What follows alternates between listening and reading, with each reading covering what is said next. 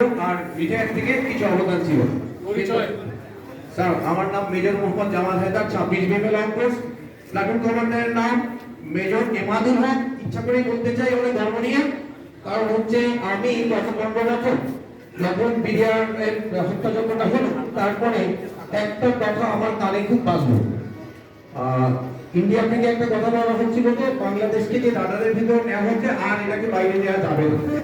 তখন থেকেই আপনারা যদি আমার ফেসবুক দেখেন, দাওয়াতে আলোচনা দেখেন, তাহলে বুঝতে পারবেন আমার প্রথম জায়গাটা কোথায় ছিল। এবং দীর্ঘ 15 বছরই এই সংগ্রামটা করে আসছি। এবং আলহামদুলিল্লাহ আমি আমার বক্তব্যের শুরুতে যত মানুষ বিপ্লবের সাথে সম্পৃক্ত ছিল তাদের সকলকে আমার অন্তঃস্থল থেকে সালাম জানাই। আহত নিহত এবং সংগ্রামে আসছিলেন। অবশ্যই 5ই আগস্টের পিএম বিপ্লবী না, পিএম বিপ্লবী হচ্ছে তারা যখন দেখা গেছে বিজয় হয়েছে, অনেক মানুষকে দেখা যাচ্ছে।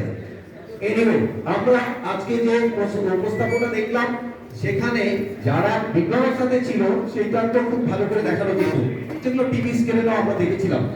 এই বিপ্লব অবশ্যই আলোচনা অসম্পূর্ণ থাকবে যদি ফিরোজ ইফতেখার, ইমরান আজম, হাসান নাসির স্যার, মোহাম্মদ হক স্যার, ওনাদেরকে আমরা স্মরণ না করি, স্পেশালি হাসিন স্যার। কারণ আপনারা অনেকে 3 তারিখে 5 তারিখের মধ্যে ছিলেন।